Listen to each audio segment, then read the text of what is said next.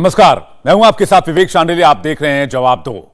अब से थोड़ी देर पहले एआईएमआईएम चीफ असदुद्दीन ओवैसी ने इंडिया टीवी पर काशी के ज्ञानवापी मस्जिद को लेकर जारी विवाद पर बड़ा बयान दिया। ज्ञानवापी के वजूखाने में फव्वारा मिला या शिवलिंग, इसे लेकर कोर्ट का ऑर्डर आना अभी बाकी है।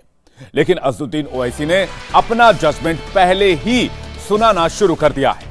इंडिया टीवी से एक्सक्लूसिव इंटरव्यू में ओवैसी ने कहा कि ज्ञानवापी मस्जिद के अंदर जिसे शिवलिंग कहा जा रहा है, दरअसल वो फव्वारा है। ज्ञानवापी मस्जिद को हड़पने की कोशिश की जा रही है। ओवैसी ने यह भी कहा कि मस्जिद में मुसलमानों को नमाज से रोकने की साजिश की जा रही है। ओवैसी साहब, आप काशी ज्ञानवापी केस में जो कुछ भी ऑर्डर आया है सिविल जज का, उसको लेकर के आपने काफी बातें कही, आप उसके काफी खिलाफ हैं। तो मैं समझना चाहता हूं इस सर्वे से और अब तक हुई कार्रवाई से आपको क्या ऑब्जेक्शंस हैं? देखिए, लोअर कोर्ट का ऑर्डर गलत इसलिए है क्योंकि वो सुप्रीम कोर्ट के बाबरी मस्जिद राम मंदिर टाइटल सूट के खिलाफ जाता है। दूसरा 1991 के एक्ट के खिलाफ जाता है। तो कोई भी लोअर कोर्ट सुप्रीम कोर्ट के जजमेंट का वायलेशन नहीं कर सकता, ना पार्लियामेंट के बना हुए कानून पर उसके बरक्स कोई काम कर सकता है।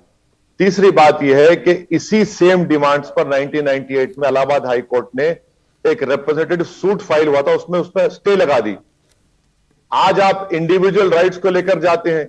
और पांचवी बात यह है कि अगर मेरा और आपका झगड़ा है और आप कहते हैं कि भाई मैं सर्वे नहीं चाहता हूं, असद कहता है कि सर्वे चाहिए और ये फलां शख्स को कमिश्नर बनाए, आप कहते हैं कि नहीं चाहिए मुझे, उसके बावजूद भी सर्वे हो जाता है। अब सर्वे की रिपोर्ट अदालत में जज को नहीं पेश करता, जज को, बल्कि मैं कोर्ट को जाकर कहता हूं कि बाबा मिल गए हैं और बगैर आपको इत्तला दिए, बगैर आपको कोर्ट में बुलाए, कोर्ट ऑर्डर पास करता है कि आपके घर का इलाका सील कर दो। कितना अनफेयर हो सकता है बताइए आप। यही धोखा, यही नाइंसाफी हमसे 1986 में जब राजीव गांधी प्रधानमंत्री थे किया गया था। तो यही तो हम कह रहे हैं कि इसीलिए लोअर कोर्ट का ऑर्डर सरासर गलत है। और उम्मीद करते हैं कि अगर सुप्रीम कोर्ट जब मसले को सुनेगा तो सुप्रीम कोर्ट मुकम्मल इंसाफ करके उस पर स्टे लगा देगा। ओवैसी साहब, लेकिन एक एक करके अगर बात करें, इस बार भी यह मामला जो है लोअर कोर्ट का मामला हाई कोर्ट में चैलेंज हुआ था, हाई कोर्ट ने उस पर रोक नहीं लगाई। ये सब सर्वे की कार्रवाई से पहले की बात है। उसके बाद सर्वे की कार्रवाई का ऑर्डर दिया और वो हो पाया। और उसके बाद अब तो सुप्रीम कोर्ट ने भी कल वहां बार बार इंतजामिया जो मस्जिद की कमेटी है उसकी तरफ, वकील की तरफ से कहा गया कि आप सर्वे की कार्रवाई पर रोक लगाइए, सारी प्रोसीडिंग्स पर रोक लगाइए, लेकिन सुप्रीम कोर्ट ने भी ऐसा नहीं किया। नहीं, देखिए, यकीनन हमको थोड़ा ताज्जुब भी है और थोड़ा डिसअपॉइंटमेंट भी है, मगर हो सकता है कि शायद, मुझे नहीं मालूम, क्योंकि जो 5 पिटिशनरों के वकील को हार्ट अटैक हुआ था वो नहीं थे वहां पर। तो उम्मीद करते हैं कि 19 तारीख को सुप्रीम कोर्ट, अगर कल आप सुप्रीम कोर्ट की कार्रवाई को लाइव लॉ पर या बार एंड बेंच पर फॉलो करेंगे तो उसमें सुप्रीम कोर्ट के जजेस ने कहा कि हम बैलेंस करेंगे। हम तो, हमारा प्रेयर, हमारी दरखास्त ऑनरेबल सुप्रीम कोर्ट से कि बैलेंस मत करिए, मुकम्मल इंसाफ करिए। क्योंकि ये अच्छी बात भी है कि जस्टिस चंद्रचूड़ बाबरी मस्जिद राम मंदिर के टाइटल सूट पर भी जज थे।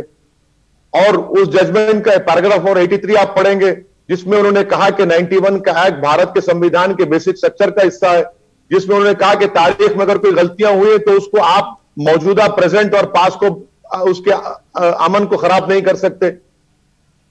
और आज हिंदुस्तान टाइम्स की रिपोर्ट है कि अब जो और एक जज साहब है वो माजी में राम मंदिर के एडवोकेट भी थे। तो ये लोग एक्सपर्ट जजेस हैं, हर जज एक्सपर्ट होता है, मगर इन चीजों से वाकिफ हम उम्मीद करते हैं कि कल जब सुनवाई होगी ये कंप्लीट, हमारा प्रेयर तो ये कि कंप्लीट स्टे लगना चाहिए लोअर कोर्ट के ऑर्डर के ऊपर। अभी आपने जैसे बैलेंस शब्द इस्तेमाल किया, तो कल जज साहब ने भी यही शब्द इस्तेमाल करते हुए कहा था कि अगर वहां पर वाकई कोई शिवलिंग पैदा हुआ है तो ये एक संतुलन बनाने वाला मामला है। और शायद यही वजह थी कि उन्होंने जहां पर शिवलिंग प्रकट हुए, जहां पर माना जा रहा है, जो लोग दावा कर रहे हैं, उस जगह को भी सुरक्षित करने का ऑर्डर दिया। और साथ ही साथ नमाजियों के आने पर जो बंदिश एक लगाई थी लोअर कोर्ट ने, उसको भी हटा दिया कि कितने भी लोग जा सकते हैं अंदर। सर फिर से सवाल करिए, आपकी आवाज कम हो गई सर, फिर से सवाल करिए सर प्लीज। मैं आपसे ये कह रहा था कि जैसे आपने बैलेंस शब्द का इस्तेमाल किया, तो कल सुप्रीम कोर्ट ने भी ये कहा कि वहां पर अगर शिवलिंग मिला है तो ये बैलेंस हमें फैसला करना पड़ेगा। तो शिवलिंग की जगह को प्रोटेक्ट किया और इसके साथ ही नमाजियों की आने पर कोई पाबंदी नहीं लगाई, जो लिमिट पहले 20 लोगों की लगी हुई थी। नहीं, अगर आप कोर्ट का ऑर्डर, यही वर्ड जब फाजिल जज ने इस्तेमाल किया तो हुजैफा अहमदी साहब ने कहा कि सर ये आप ये वर्ड इस्तेमाल मत करिए। तो जज साहब ने कहा कि इन द इम्प्यून ऑर्डर, माने जो कोर्ट का ऑर्डर है लोअर कोर्ट का, वो जो चैलेंज किया गया है, तो और कोर्ट ने यह भी कहा कि मुसलमानों के पूरे रिलीजियस ऑब्जर्वेंस की इजाजत है और रिलीजियस ऑब्जर्वेंस में वजू भी शामिल है। तो जिस जगह पर फाउंटेन है उस हाउस को फिल करके मुसलमान वजू करते हैं तो उसकी इजाजत है। जो 400 साल से उस हाउस के फाउंटेन को नुकसान नहीं पहुंचा, आप कैसे पहुंचेगा जी। और अगर मुझे ताजुब इस बात का हो रहा है कि अगर फाउंटेन को अगर आप किसी और चीज बोलेंगे तो फिर ताजमहल को बंद कर देना पड़ेगा आपको। ताजमहल में भी फाउंटेन लगा हुआ है। अब कहां जाकर खत्म होगी बात फिर ये? सर ताजमहल पर लेकिन किसी ने दावा नहीं किया कि वहां शिवलिंग है, कि वहां के फाउंटेन में शिवलिंग लगा हुआ है। क्या कह रहे हैं? नहीं, मैंने कहा वहां के फाउंटेन पर शिवलिंग लगा हुआ है, दावा किसी ने नहीं किया। अरे पूरे ताजमहल के तहखाने को चैलेंज किया गया है सर। वो मैंने कहा ना, वो अलग विषय है। वो तो ताजमहल नहीं है, तेजो वो अलग विषय है और उस पर सुप्रीम कोर्ट ने जैसी डांट फटकार लगाई है वो आपने सुनी है, इसलिए ताजमहल को लेकर के चर्चा करने का मेरे समझ में कोई मायने नहीं है। लेकिन सुप्रीम कोर्ट गए, अब तो सुप्रीम कोर्ट गए वो लोग जी। लेकिन अभी आपने कहा कि वो फाउंटेन है, उसको कुछ और नहीं कहना चाहिए। और एक बीजेपी के एक महिला सांसद ने कहा कि उनके पूर्वजों की प्रॉपर्टी है वो। तो सर वो विषय अलग है, छोड़े, उस पर एक अलग बहस हो सकती है। अगर अभी केवल काशी पर बात करें, अभी आपने कहा कि अगर वो फाउंटेन है उसको किसी और नाम से नहीं बुलाना चाहिए, इस पर एक अलग किस्म की कंट्रोवर्सी छिड़ी हुई है। मैं आपने पढ़ा होगा जरूर, मैं वो ऑपरेटिव जो पोर्शन है कोर्ट का कल का वो पढ़ रहा हूं, क्योंकि जज ने भी उस शिवलिंग का नाम लिया है। उन्होंने ये कहा, district magistrate Varanasi shall ensure that the area where the Shivling is stated to have been found as indicated in the order shall be duly protected. Supreme court का जज कह रहा है कि अगर शिवलिंग मिला, सुनिए, सुप्रीम कोर्ट के फाजिल जज ने इन द इम्प्यून ऑर्डर करा और वो इम्प्यून ऑर्डर को चैलेंज हुआ है सुप्रीम कोर्ट में।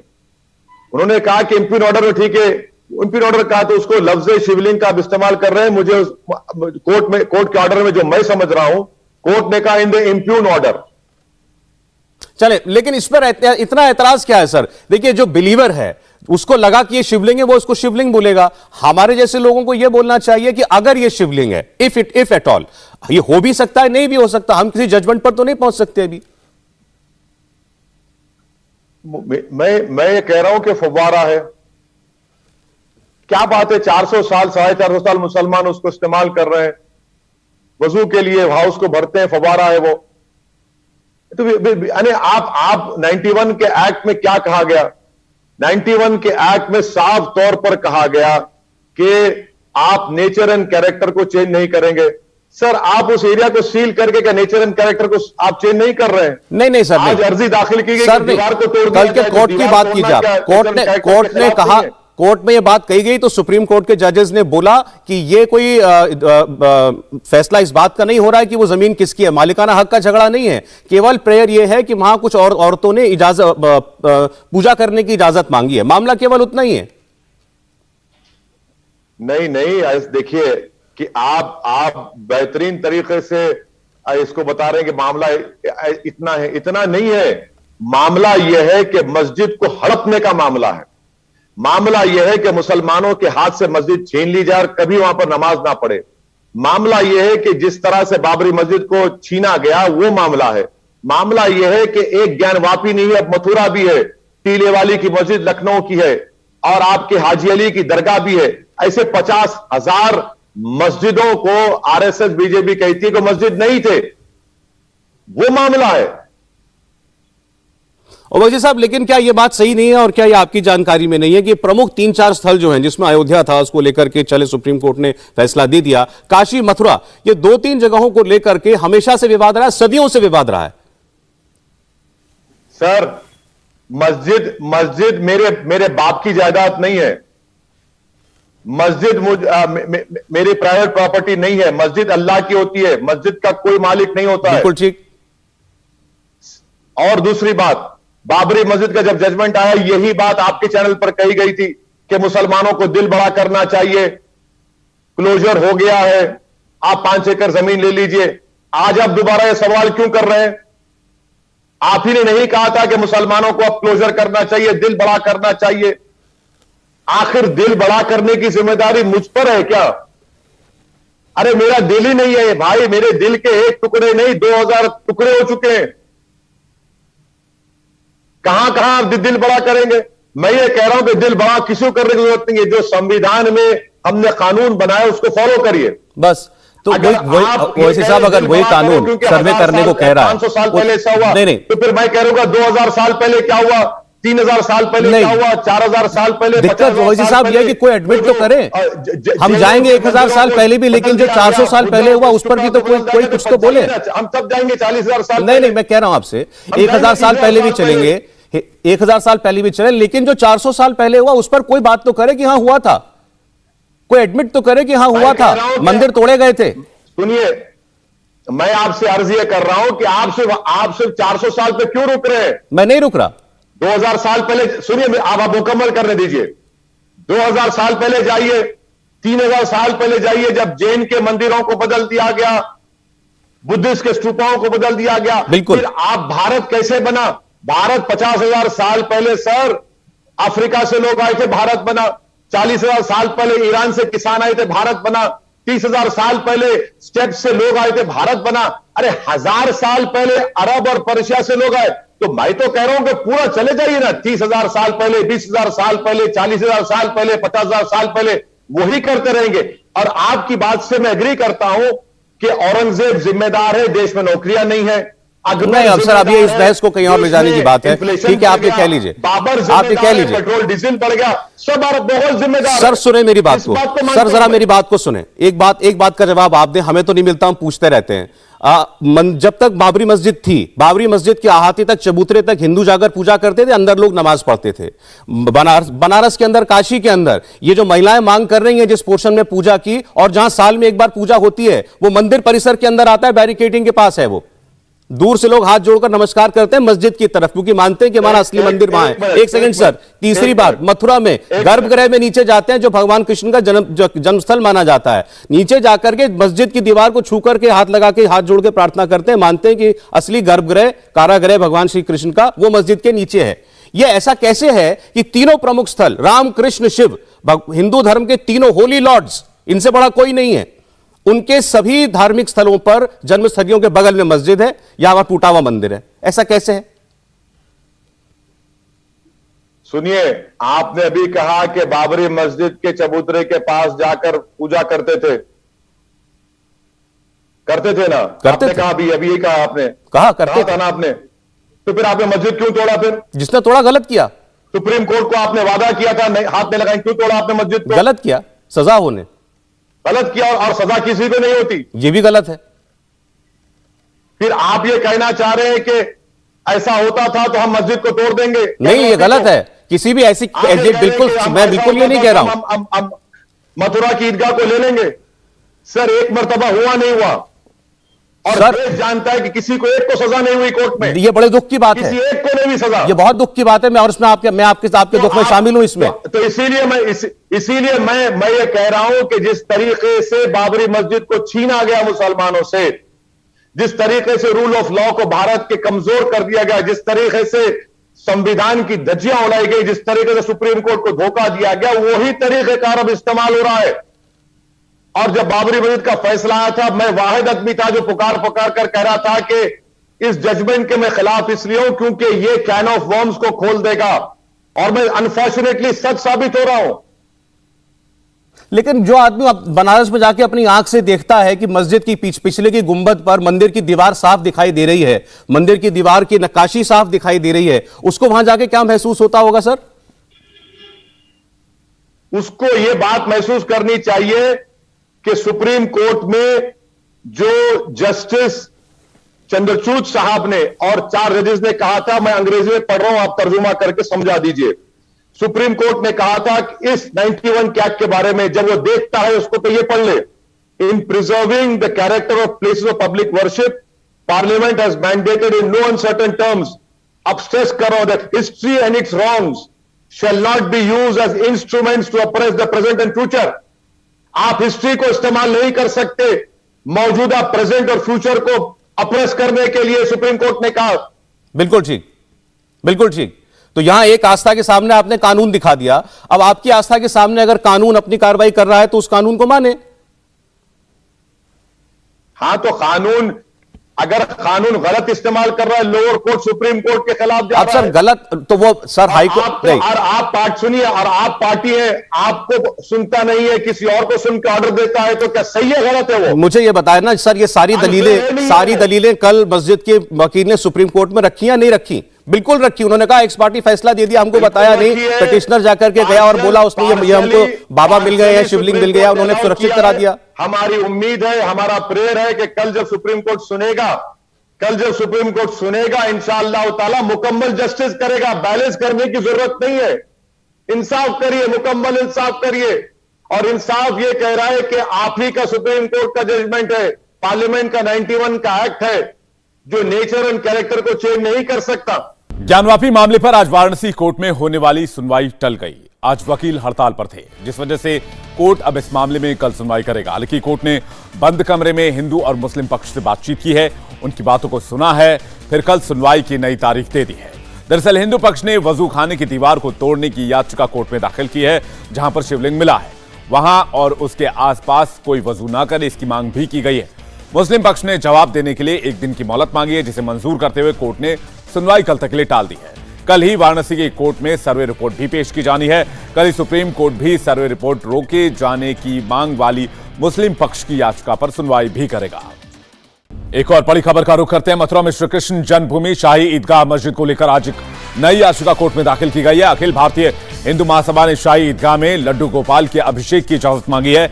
मथुरा के सिविल जज सीनियर डिवीजन की अदालत में याचिका को स्वीकार कर लिया गया और सुनवाई के लिए 1 जुलाई की तारीख तय की गई है।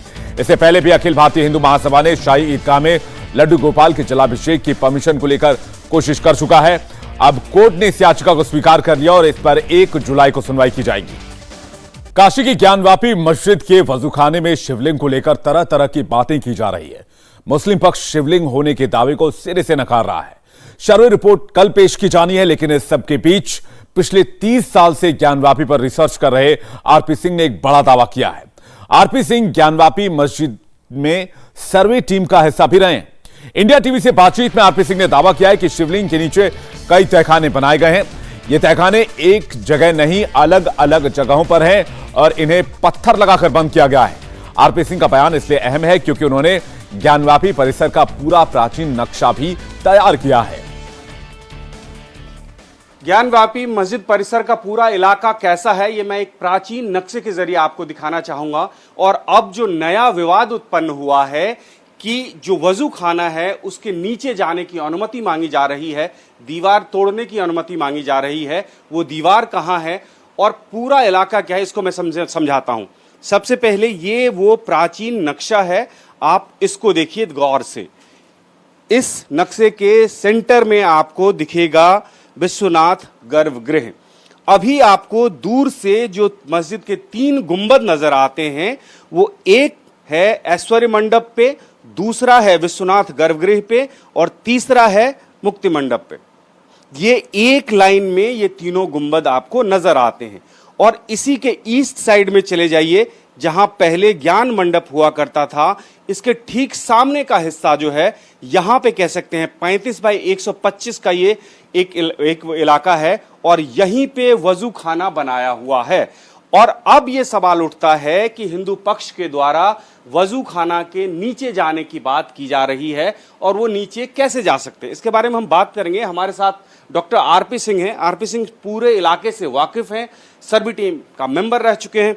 सर ये बताइए कि ईस्ट साइड में ज्ञान मंडप के ठीक सामने वजू खाना मिला है और उसके अंदर शिवलिंग की बात की जा रही है मिलने की।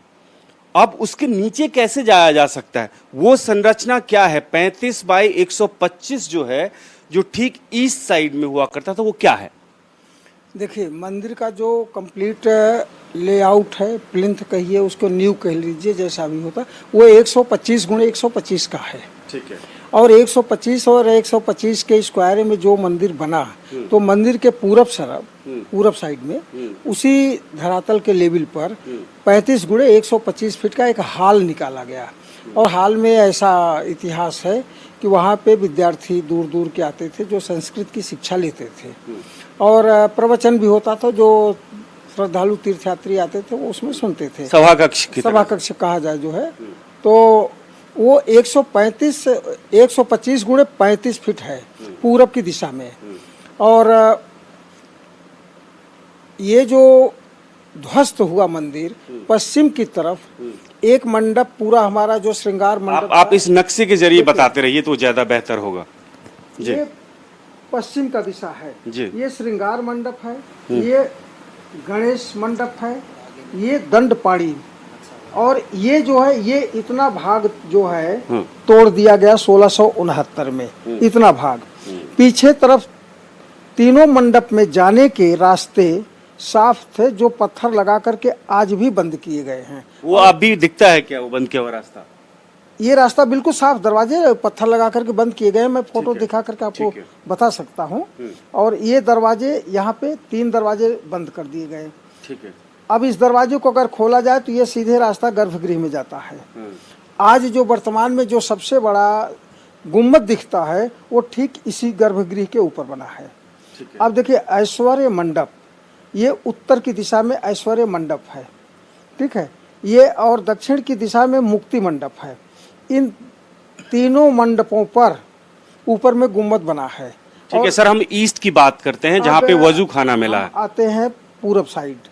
पूरब साइड में भी जो मंदिर था, मंदिर का लेआउट यहाँ तक आता है, लेकिन मंदिर के पूरब दिशा में सटा हुआ 35 फीट चौड़ा और 125 फीट लंबा एक हाल, उसको सभा कक्ष प्रवचन कक्ष जो भी कह लीजिए, एक हाल का निर्माण किया इन लोगों ने, जिसमें कहा जाता है कि वो संस्कृत की शिक्षा लेने के लिए दूर दूर से विद्यार्थी आते थे। तो ये अभी जो वजू खाना मिला है इसी प्राचीन हॉल जो था उसी के अंदर बनाया गया है। देखिए वजू खाना के लिए ये स्ट्रक्चर तोड़ करके ये नहीं बना सकते थे, क्योंकि ये मंदिर की प्लिंथ है और प्लिंथ जमीन यानी नींव से निकला हुआ है, तो नींव को कैसे तोड़ते। तो इन्होंने इस हाल में 25 गुणे 25 का एक स्पेस निकाला इसके पूरब साइड में, जो हाल बना था लंबा 25 गुणे 25 का एक स्पेस निकाल करके इन्होंने वजू खाना बनाया। वो पूरा पूरब साइड में है।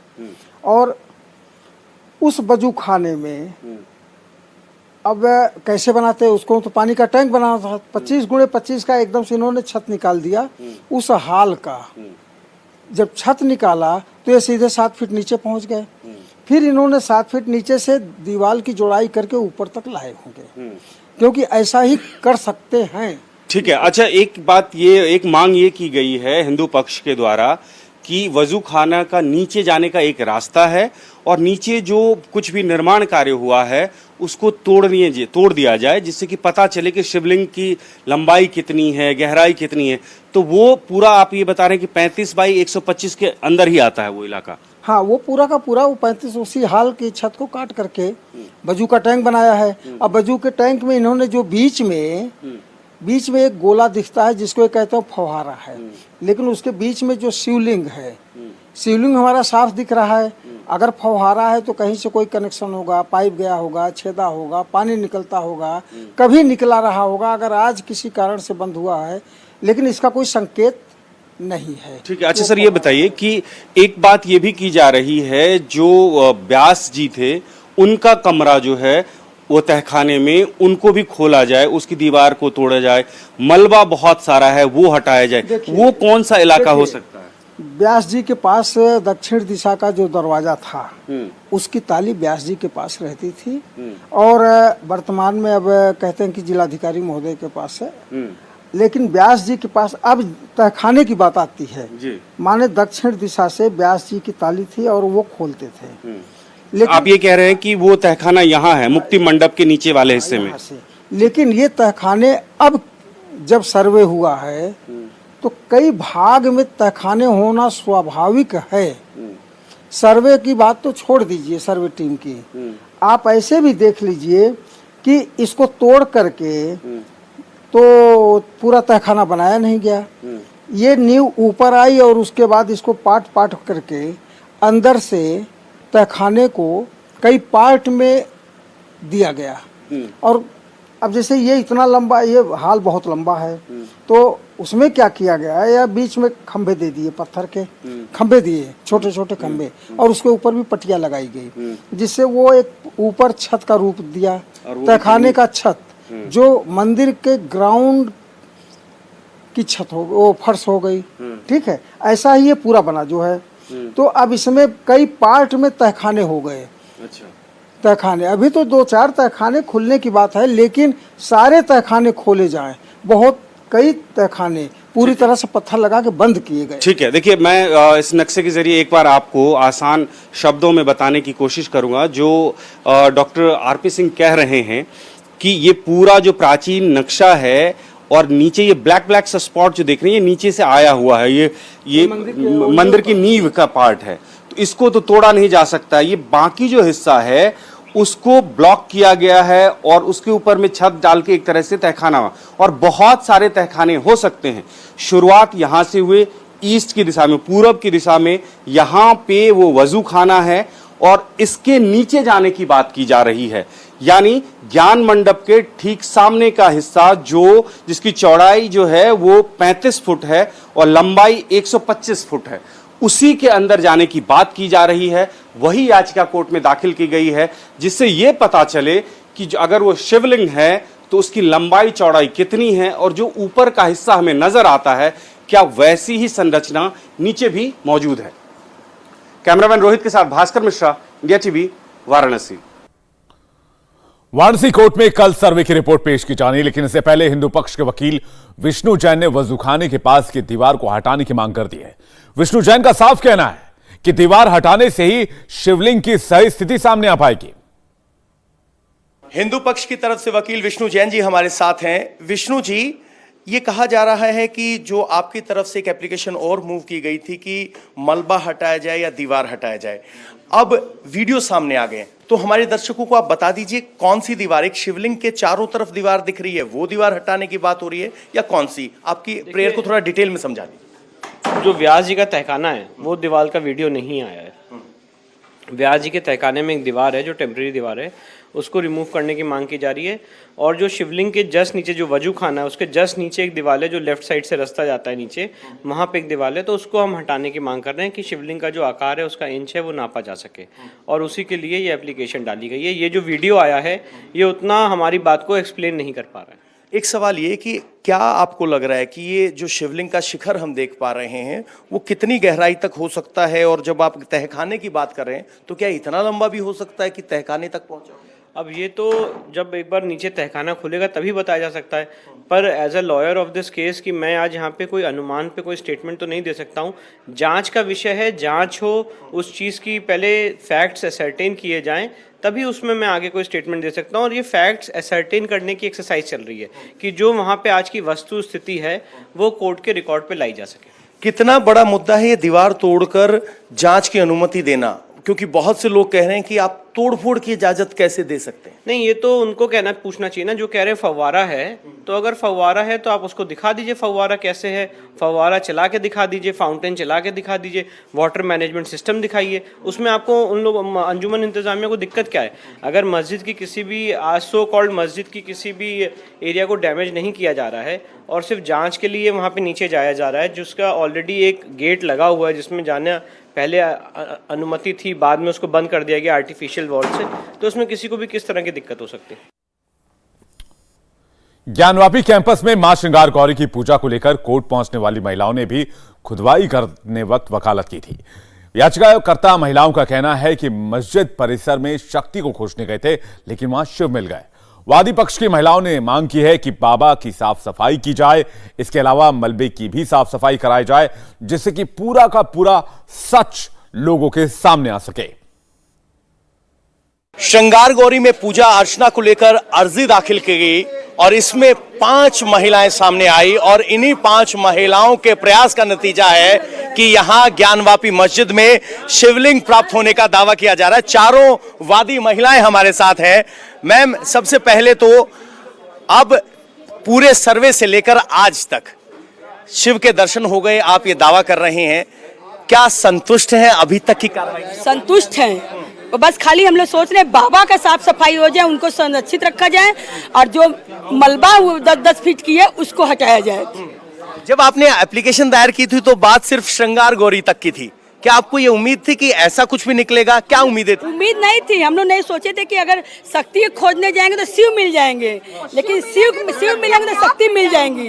अब शक्ति का मिलना बाकी है, शक्ति का मिलना बाकी है। एक सवाल ये कि आज शक्ति को खोजने गए थे, वहाँ शिव प्रकट हो गए, अब शक्ति अपने आप मिलेंगी। शिव प्रकट हो गए, शक्ति अपने आप मिलेगी। एक सवाल ये कि आपकी तरफ से एक एप्लीकेशन और मूव की गई थी जिसका आज जो है सुनवाई होनी थी, वो एप्लीकेशन, उस दीवार के बारे में बताइए, आपने क्या एप्लीकेशन? उसी में हम लोग दिए हैं ना कि जो 10-10 फीट की जो दीवार है तहखाना में, उसको हटाया जाए।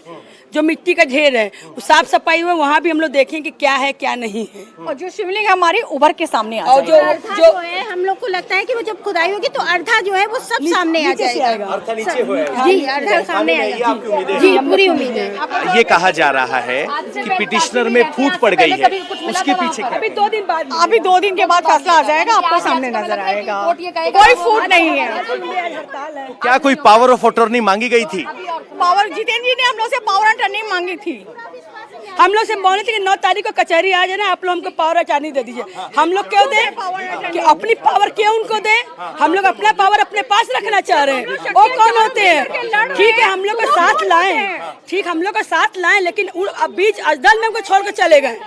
उनके मन में लालच है, हम लोग के मन में लालच नहीं है। हम लोग हाउस वाइफ है और ज्यादा हम लोग मध्यम परिवार से हैं। तो आप इस संघर्ष को खुद लड़ना चाहते हैं, जबकि एक वकील ये चाह रहे हैं कि सभी पावर ऑफ अटॉर्नी उनको दे दें। उनको नहीं देंगे, हम लोग अपने मन से लड़ेंगे। हम लोग चारों लोग एक साथ होकर लड़ेंगे, गर्दन कट जाएगा लेकिन पीछे नहीं हटेंगे। हम तो लोग एक साथ हैं आप लोग? हम लोग एक साथ हैं, एक साथ हैं। 5 पिटिशनर में से 4 एक साथ हैं और हाथ जोड़ते हुए एक साथ नजर आ रही हैं। ये यहाँ की तस्वीर है।